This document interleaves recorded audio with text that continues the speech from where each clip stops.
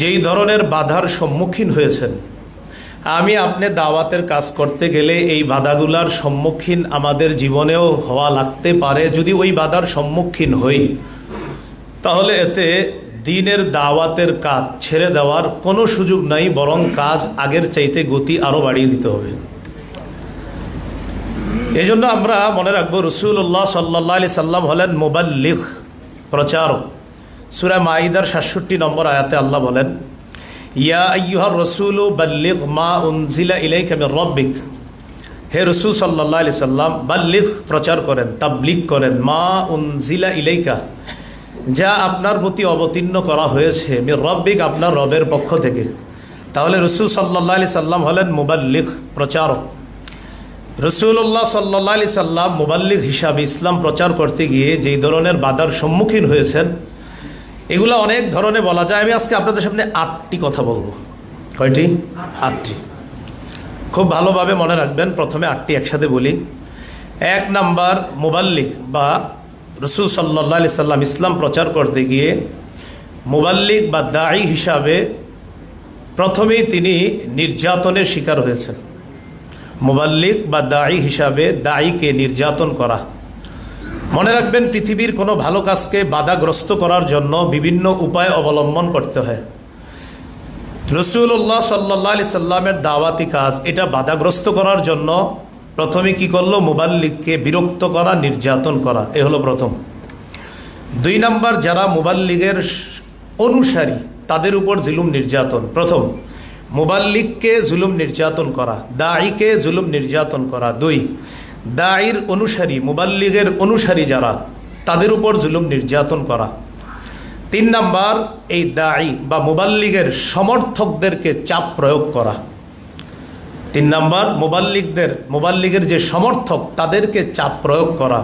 সমর্থক কেন বললাম? সমর্থকদের মধ্যে যে মুসলমান থাকতে হবে এমন না। সমর্থক যেমন চাচা আবু তালেব, বলবো ইনশাআল্লাহ। এটা হলো 3 নাম্বার।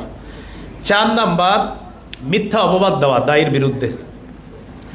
5 নাম্বার, আন্তর্জাতিক অঙ্গনে ইসলাম প্রচারে বাধা দেওয়া। 6 নাম্বার, মিথ্যা প্রলোভন, লোক প্রলোভনের মাধ্যমে তার কাজকে বাধাগ্রস্ত করার চেষ্টা করা। 7 নাম্বার, বয়কট করা। 8 নাম্বার, তায়েফের ময়দানে রাসূল সাল্লাল্লাহু আলাইহি সাল্লামের উপর জুলুম নির্যাতন। নবুয়তের 13 বছর যদি আমরা শুধু এই 8টা বিষয় নিয়েও পড়াশোনা করি, আপনি দেখবেন চোখের পানি আটকে রাখতে পারবেন না। আমরা যদি অন্যের কাছে এগুলো প্রচার করি, তাহলে দায়ীর কাজ যারা করতেছে বর্তমানে, দাওয়াতের কাজ, তাদের কাছে 8টা জিনিস সামনে থাকতেই হবে। 1 নাম্বার, দায়ীকে বিরক্ত করা, নির্যাতন করা। এ ব্যাপারে 2টি দৃষ্টান্ত আমি আপনাদেরকে বলি। 1, সহিহ বুখারীর 520 নম্বর হাদিস। 2, সহিহ বুখারীর 4815 নম্বর হাদিস। মুবাল্লিগকে নির্যাতন করা বা বিরক্ত করা, এটার 2টি দৃষ্টান্ত বলছি। 1, সহিহ বুখারীর 520 নম্বর হাদিস, আব্দুল্লাহ ইবনে মাসউদ রাদিয়াল্লাহু তাআলা আনহুর বর্ণনা। তিনি বলেন, বাইনামা রাসূলুল্লাহ সাল্লাল্লাহু আলাইহি ওয়াসাল্লাম কাইমুন ইউসাল্লি ইনদাল কাবা। রাসূলুল্লাহ সাল্লাল্লাহু আলাইহি সাল্লাম একবার কাবার সামনে সালাত আদায় করছিলেন। ওয়া জামউ কুরাইশিন ফি মাজালিসিহিম, কুরাইশের নেতৃবৃন্দ যারা আছে তারা আপনার ওই পাশে এক জায়গায় বসেছিল। ইয ক্বালা কাইলুম মিনহুম, তাদের থেকে একজন বলল, আলা তানজুরুনা ইলা হাদাল মুরাই, আচ্ছা তোমরা কি দেখতেছো না এই লোকটা আমাদের সামনে এইভাবে তার রবের ইবাদত করে? আইয়ুকুম ইয়াকুমু ইলা জাজুরি আলি ফুলান ফায়ামিদু ইলা ফারসিহা ওয়া দামিহা ওয়া সালাহা ফায়াজিউ বিহি সুম্মা ইউমহিলুহু। তোমাদের মধ্যে কে পারবা অমুক এলাকায় ওট জবাই করার স্থানে যাবা, সেখান থেকে ওটের পায়খানা, রক্ত, নারী বুড়িগুলা আনবা, আনার পর অপেক্ষায় থাকবা। মোহাম্মদ যখন সাল্লাল্লাহু আলাইহি সাল্লাম যখন সেজদায় যাবে, তখন সে ওই ওটের নারী বুড়ি, প্রস্রাব, ওটের রক্তগুলা তার কাঁধের মাঝখানে রেখে দিবে সেজদা অবস্থায়। কে পারবা? নাউজুবিল্লাহ। উকবা ইবনে আবি মুআইত, এক পাপিষ্ঠ, এই ব্যক্তি দাঁড়ায় গেল। নাম মনে রাখবেন, উকবা। এই উকবা ইবনে আবি মুআইত দাঁড়ায় গেছে। সে অমুক এলাকায় গেল, ওটের নারী বুড়ি, রক্ত, নাপাক ইত্যাদিগুলো আনছে।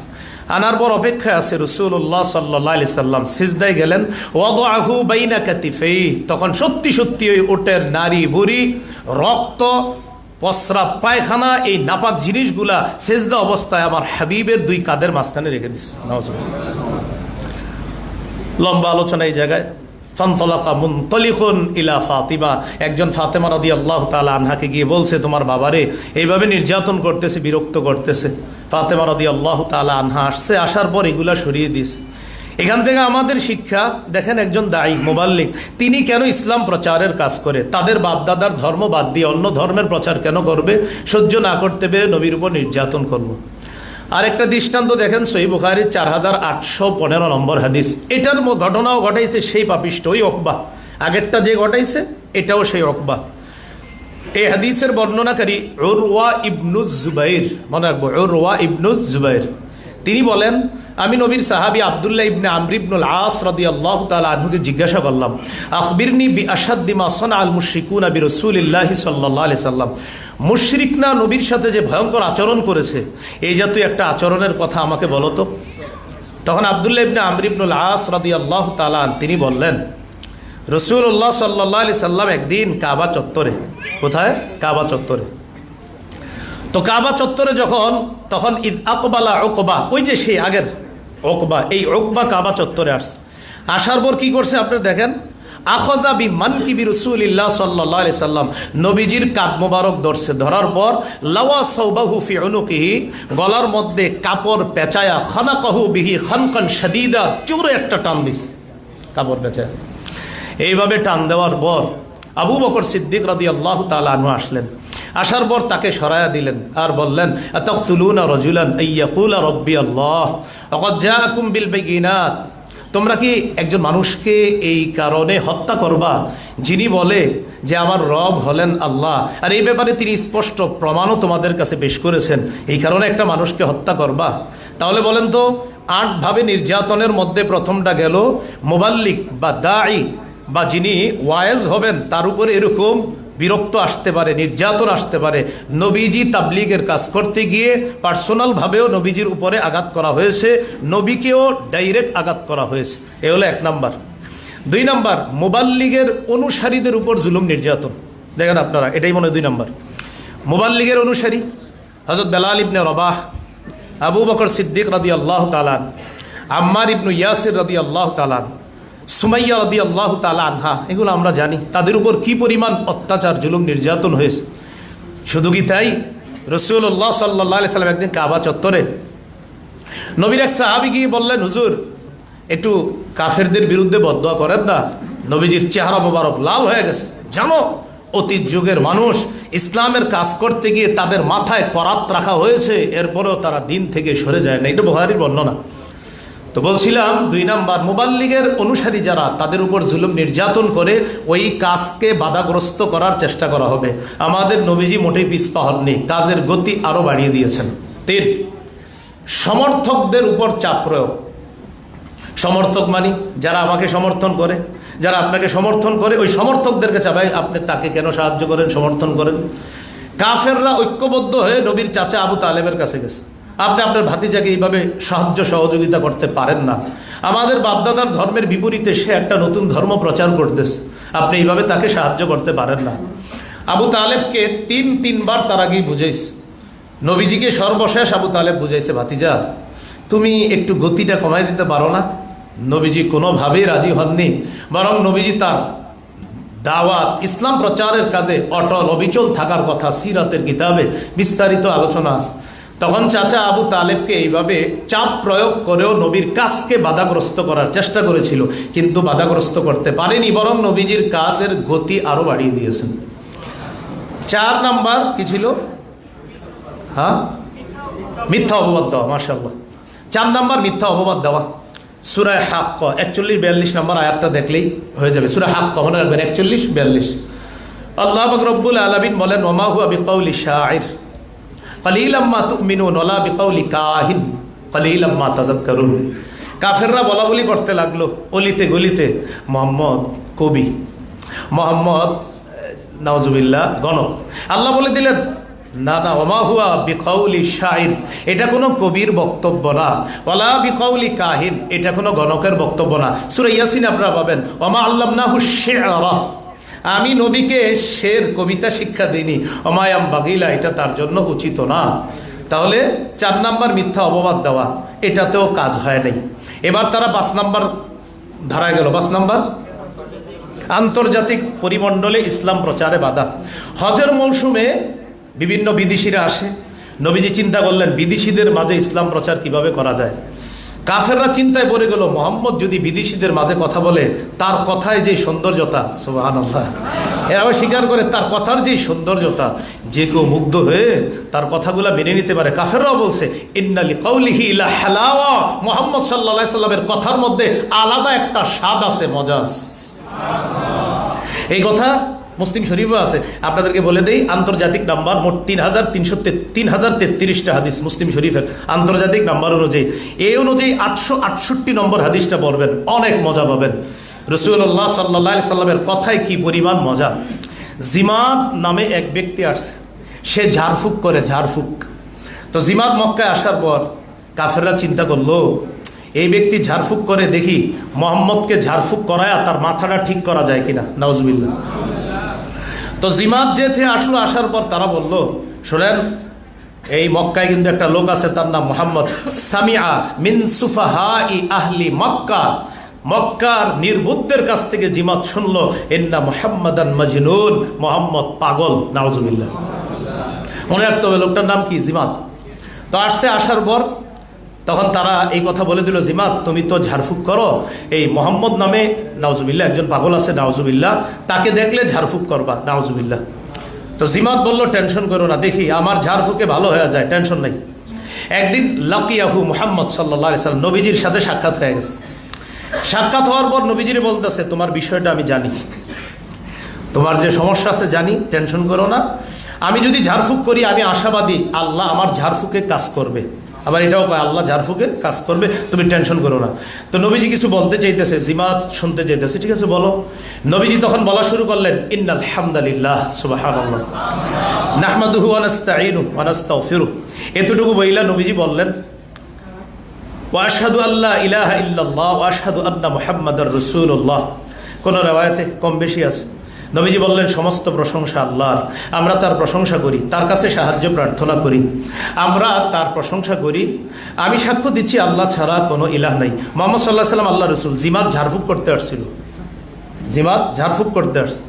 এই কথা বলার পর জিমাদ কয়, থামো থামো থামো থামো। নবীজি বলতেছে, তুমি এক কাজ করো, যে কথাগুলো তুমি বললা, আইদ আলাইয়া কালিমাতিকা হাউলা, এগুলো আবার বলো। আলাইহি রাসূলুল্লাহ সাল্লাল্লাহু আলাইহি সাল্লাম সালাসা মাররাত, আমাদের নবীজি কথাগুলো আবার 3 বার বললেন।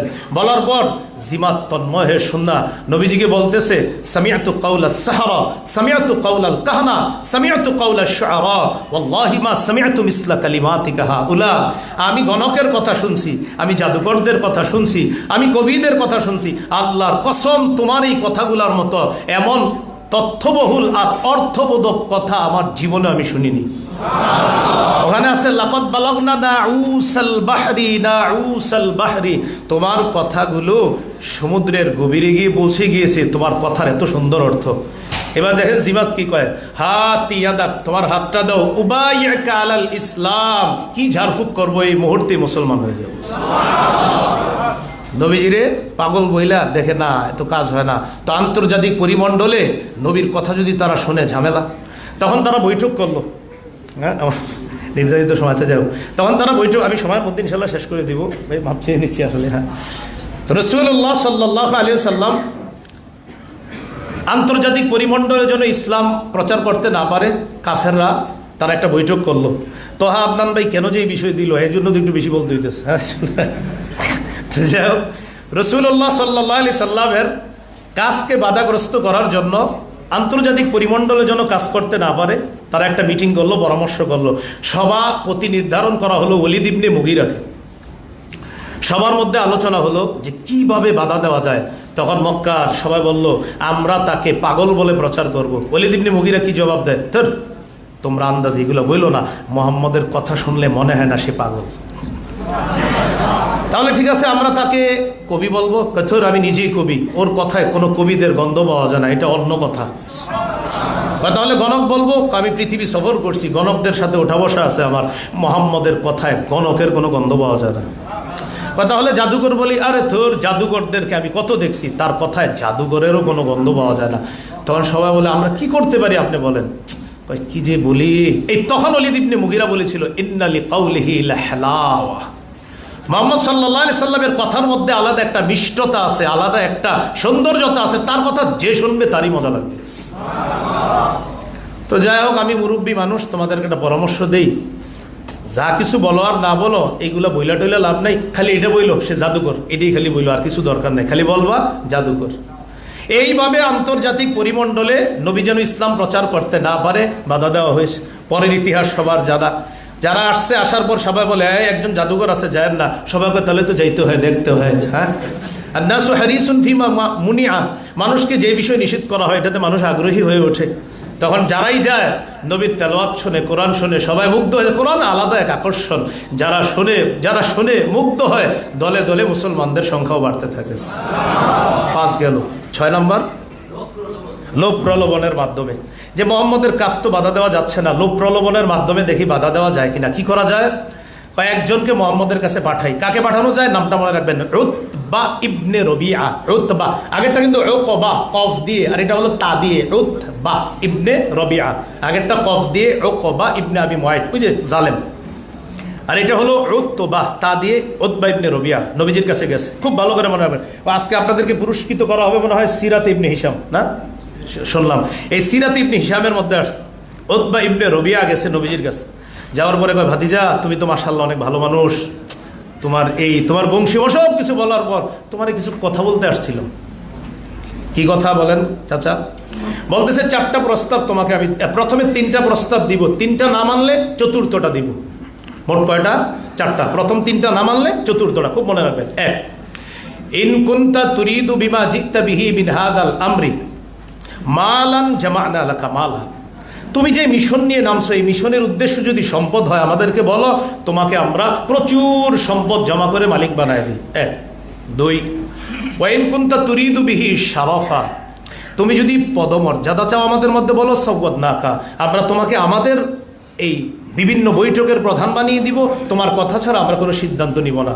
3, ওয়াইন কুনতা তুরিদু বিহি মুলকা, তুমি যদি রাজত্ব চাও, মাল্লাকনাকা, তোমাকে আমরা রাজা বানায় দিই, বলো তুমি। এই 3টা যদি তুমি না মানো তাহলে বলো তোমার মাথায় কোনো সমস্যা আছে কিনা, আমরা তোমার জন্য ডাক্তার দেখি, ওখানে আছে। হ্যাঁ, নাতলুবুল তিব্বা, তোমার জন্য ঔষধ আমরা ব্যবস্থা করি, যদি 3টা না মানো। কারণ এই 3টা তুমি না মানো, এটা তো কোনো সুস্থ মস্তিষ্কের মানুষ এটা না করতে পারে না, তুমি কেমনে ভাতিজা এগুলো না করবা? তাহলে 4 নম্বর হলো ওগুলা না মানলে তোমার চিকিৎসার ব্যবস্থা করি। এটা বইলা উতবা উঠে যাবে, বলতেছে কাকা আপনার কথা শেষ, আপনার কথা শেষ। সিরাত ইবনে হিশামে আছে, আফারগতা, আপনি কথা বলা শেষ হয়েছে কাকা? হ্যাঁ শেষ। এবার নবীজি হামিম আস-সাজদা, একটু সুবহানাল্লাহ পড়ি। হামিম আস-সাজদা, এই সূরাটা তেলাওয়াত করতে লাগলেন। করতে করতে সাজদার আয়াত পর্যন্ত নবীজি পৌঁছলেন। পৌঁছার পর যখন এই তেলাওয়াত করতেছিলেন, উতবা ইবনে রবিআ নবীজির এই তেলাওয়াত মন দিয়ে শুনতেছে, শুধু মন দিয়ে না, এক পর্যায়ে শুনতে শুনতে ঝুঁকে, মাথা ঝুঁকা নবীর কথাগুলা খুব মন দিয়ে শুনতেছে। সেজদার আয়াত যখন আসছে, নবী সেজদা দিছে, তখন তার হুঁশ ফিরে আসছে। ঘটনা কি? আমি আসলাম কি মিশন নিয়ে, হয়ে গেল কি? উতবা ইবনে রবিআ তাড়াতাড়ি ওখান থেকে উঠে গেছে। আবু জাহেল, কাফের বেঈমান যারা, তারা বললো কি ঘটনা কি? ঘটনার রেজাল্ট তো বেশি ভালো না, শুধু তার কাছে কাউরে পাঠাও না, যারে পাঠাবা সমস্যা হইতে পারে। মানে এটা সমস্যা কি? সে তার প্রতি আকৃষ্ট হয়ে যাবে, তার কথা যাকেই শুনতে দিবা সে তার প্রতি আকৃষ্ট হয়ে মুসলমান হয়ে যেতে পারে। 7 নম্বর, বয়কট। সবভাবে কাজ হয় না, এবার কি করা? বয়কট করা। তাকে বয়কট করি আমরা সবাই মিলে। বয়কটের মধ্যে তারা কি করলো? বয়কটগুলো কিভাবে মনে রাখেন? 1, মুসলমানদের সাথে কেনা বেচা করবো না আমরা। 2, তাদের সাথে বিয়ে শাদী কোনো হবে না। 3, তাদের সাথে আমরা কোনো ধরনের মুআমালাত মুআশারাত মানে কোনো ধরনেরই কোনো লেনদেন করব না, ব্যবসা বাণিজ্য করব না, 2 বিয়ে শাদী ইত্যাদি করব না। 3 সামাজিকভাবে এমনভাবে বয়কট করব যে কোনো ধরনের লেনদেন তাদের সাথে থাকবে না। 4 মোহাম্মদকে আমাদের কাছে যতদিন সঁপে না দিবে ততদিন পর্যন্ত এই বয়কট বলবৎ থাকবে। এই 4টা কথা তারা বলে বয়কটের প্রস্তাব করলো এবং বয়কট হয়ে গেল। শুধু তাই না, মুসলমান সহ নবীর চাচা আবু তালেব কাফের হওয়া সত্ত্বেও ভাতিজাকে একা ছেড়ে দেয়নি। আবু তালেব সহ শিয়াবে আবি তালেবের মধ্যে প্রায় 3 বছর কঠিন এক জীবনের মধ্যে অতিবাহিত করেছেন। সাদ ইবনে আবি ওয়াক্কাস রাদিয়াল্লাহু তাআলা আনহু বলেন, এমন হয়েছে যে আমি একদিন রাতের বেলা গাছের পাতা পেরে ওইটাকে আমি সুন্দরভাবে ধুয়ে আগুনে পাক করে এরপর ওইটা খাইছি। এরকম অবস্থা হয়েছে আপনার ওই বয়কটের অবস্থাটা। এগুলো 8 নাম্বার তায়েফের নির্যাতন। নবীজি দেখলেন এদের মাঝে কাজ হয় না, তখন যে অনেক দাওয়াত দিলাম কিন্তু তারা তো আমাকে খালি মারে নির্যাতন করে। নবীজি তখন গেলেন তায়েফে। সহিহ বুখারী একটা হাদিস নোট করে রাখতে পারেন, 3231 নম্বর হাদিস, 3231। এই হাদিসের মধ্যে আসছে আম্মাজান আয়েশা সিদ্দিকা রাদিয়াল্লাহু তাআলা আনহা নবীজিকে বলেছিলেন, হাল আতা আলাইকা ইয়াউমুন, নবী আপনার জীবনে কি এমন কোনো দিন আসছে কানা আশাদ্দা মিন ইয়াউমি উহুদ, উহুদের চেয়েও কঠিন ছিল? নবীজি বললেন, আয়েশা লাকাদ লাকিতু মিন কওমিক, উহুদের যুদ্ধে তোমার সম্প্রদায়ের থেকে যেটা পাওয়ার সেটা তো পেয়েছিলাম, তবে এর চেয়ে আরো কঠিন দিন ছিল কখন জানো? ইদ আরাদতু নাফসি আলা ইবনে ইয়ালিল, আলা আব্দি ইবনে ইয়ালিল ইবনে কুলাল, নামটা আব্দে ইয়ালিল ইবনে কুলাল, তার কাছে যখন আমি আমার দাওয়াত পেশ করলাম। যদিও তারিখের কিতাবে আরো পাবেন হাবিব, মাসুদ আর আব্দে ইয়ালিল ইবনে কুলাল, এই 3 জনের কাছে নবী দাওয়াত পেশ করেছিলেন। তো দাওয়াত পেশ করার পর আয়েশা তারা আমার এমনভাবে নির্যাতন করছে, নির্যাতন করতে করতে আমি বেহুশ হয়ে গেলাম। আয়েশা হঠাৎ রফাতু রাসি, আমি মাথা উপরে উঠাইয়া দেখি, ফাইদা আনা বিসাহাবা, আমি বিসাবাহা, আমি দেখলাম যে আমি একটা মেঘের নিচে আসি। ওই মেঘের মধ্যে আমি তাকায় দিই জিবরিল আমিন আমাকে ছায়া, কদ আযাল্লাতনি, ওই মেঘ আমাকে ছায়া দেয়। হঠাৎ দেখি জিবরিল আমিন আমারে বলতেছে, ইন্নাল্লাহা কদ সামিআ কাওলা কওমিকা লাকা ওয়া মা রাদ্দু আলাইকা, আপনি তায়েফবাসীর দাওয়াত দিবেন, তারা যে জবাব দিছে আল্লাহ সব শুনছে। ওয়াকাদ বাআসা ইলাইকা মালাকাল জিবাল, পাহাড়ের দায়িত্বে নিয়োজিত ফেরেশতা আপনার কাছে পাঠিয়ে দিছে, লিতা'মুরাহু বিমা শি'তা ফীহিম, আপনি তাকে যা মন চায় সেই আদেশ আপনি করতে পারেন। নবীজি সাল্লাল্লাহু আলাইহি সাল্লামকে ওই যে পাহাড়ের দায়িত্বে ফেরেশতা তিনি নবীজিকে সালাম দিলেন। নবীজি বলেন, না দানি, আমাকে ডাকলেন, সাল্লাম আলাইয়া, আমাকে সালাম দিলেন। সালাম দেওয়ার পর আমাকে বললেন, আপনি যদি বলেন আন উতবিকু আলাইহিমুল আখবাশাইন, এই 2 পাহাড় তাদেরকে চাপা দিয়ে আমি শেষ করে দেই, আপনি বলেন আমি আপনার হুকুম পালন করব। নবীজি বললেন, লা বাল আরজু আইয়ুখরিজাল্লাহু মিন আসলাবিহিম মান ইয়াবুদুল্লাহ লা ইউশরিকু বিহি শাইআ, তারা আমার দাওয়াত গ্রহণ করে নাই, কি হয়েছে? আমার আশা তাদের বংশ থেকে যারা আসবে, ঔরস থেকে যারা আসবে, আমার আশা তারা আমার দাওয়াত গ্রহণ করবে, তারা আমার এই সত্য বাণী গ্রহণ করবে। তাহলে কি শিখলাম? এই 8 ভাবে নির্যাতনের কথা জানলাম, যদিও আরো ব্যাপক আলোচনার বিষয়। আমরা দাওয়াতের কাজ করতে গিয়ে, আমরা দায়ী হিসাবে কাজ করতে গিয়ে আমরা কিন্তু এই কথাগুলো সামনে রাখা, বিশেষ করে মক্কি জীবনের 13টা বছর নবীজি যে নির্যাতনের শিকার হয়েছেন, এগুলা সামনে রেখে আমরা দাওয়াতি ময়দানে কাজ করা। আল্লাহ আমাদের সকলকে যে কথাগুলো বললাম, শুনলাম, আমরা আমাদের সকলকে আমল করার তৌফিক দান করেন। এখানে শ্রদ্ধেয় ওলামায়ে কেরামগণ আছেন, বিশেষ করে আমার উস্তাজ মুহতারাম হযরতের কাছে আমি ইরশাদুস সরফ পড়েছিলাম। হুজুর ইরশাদুস সরফে আমাদেরকে সরফ পড়াইতেন। আমাদের মাদ্রাসাগুলোতে যেইভাবে দরবায়দ্রিব দরবানের সরফে সগীরটা শেখানো হয়, হুজুর ওইভাবে শিখাইতেন না, বরং আরো ব্যাপকভাবে শিখাইতেন। আমাদের মাদ্রাসাগুলো ছোট, হুজুর যেটা বলতেন অনেক লম্বা, প্রায় 58-60টার মতো, এই বিশাল। যে পারতো তারা 1 টাকা পুরস্কার দিতেন। হুজুরের কাছ থেকে 8 বার পুরস্কার বেশি, 1 টাকা করে। আমি সেই 8টা কয়েন এখনো রেখে দিয়েছি, হ্যাঁ, আমার পুরা মনে আছে। এবং আমার উস্তাদ মুহতারাম এখানে আসছেন, হযরতের হায়াতে আল্লাহ বরকত দান করেন। এই জায়গায় ওলামায়ে কেরামগণ যারা আসছেন সবার হায়াতে আল্লাহ বরকত দান করেন। আমি আসলে একটু ব্যস্ততার কারণে একটু যেতে হচ্ছে, সবার কাছে দোয়া চাই। আসসালামু আলাইকুম ওয়া রাহমাতুল্লাহি ওয়া বারাকাতুহু।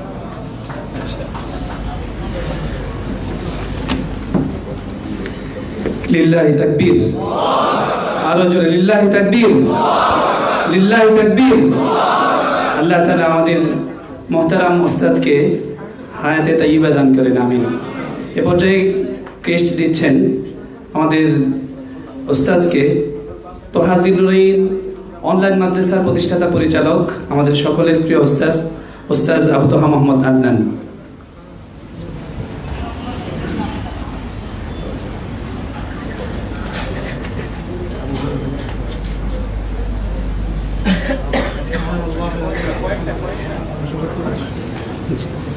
সম্মানিত সুধী, এ পর্যায়ে একটি ইসলামী সঙ্গীত নিয়ে মঞ্চে আসার জন্য আহ্বান করছি।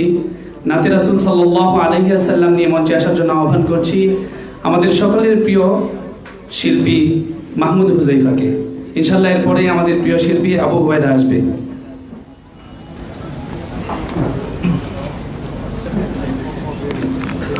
আসসালামু আলাইকুম ওয়া রাহমাতুল্লাহি ওয়া বারাকাতুহু। সবাই কেমন আছেন? আবু তাহা মুহাম্মদ আদনান হাফিজাহুল্লাহ ভাইয়ের উদ্যোগে আয়োজিত আজকের এই সিরাত কনফারেন্সে উপস্থিত উলামায়ে কেরাম এবং আজকের আমার সামনে উপবিষ্ট ভাইরা সকলকে জানাচ্ছি আন্তরিক শুভেচ্ছা এবং অভিনন্দন। সময়ের স্বল্পতা, এই জন্য খুব অল্প করে আমি দুইটি নাত পড়ব। তো যেহেতু সিরাত নিয়ে আলোচনা হচ্ছিল, এখন শুরুতে যে নাটটি পড়ব আপনাদের সকলেরই পরিচিত একজন নন্দিত শিল্পী, যিনি দুনিয়া থেকে গত হয়ে গেছেন, জুনায়েদ জামশেদ রহমতুল্লাহি আলাইহি। ওনার সুর করা এবং তাকি উসমানী হাফিজাহুল্লাহ এর লেখা মিঠা মিঠা প্যারা প্যারা মেরে মোহাম্মদ কা নাম, এই নাটটি পড়ছি। এবং আমি অনুরোধ করব এই মিঠা মিঠা প্যারা প্যারা মেরে মোহাম্মদ কা নাম, এই লাইনটুকু আপনারা সবাই আমার সঙ্গে পড়বেন। পারবেন তো ইনশাআল্লাহ? মিঠা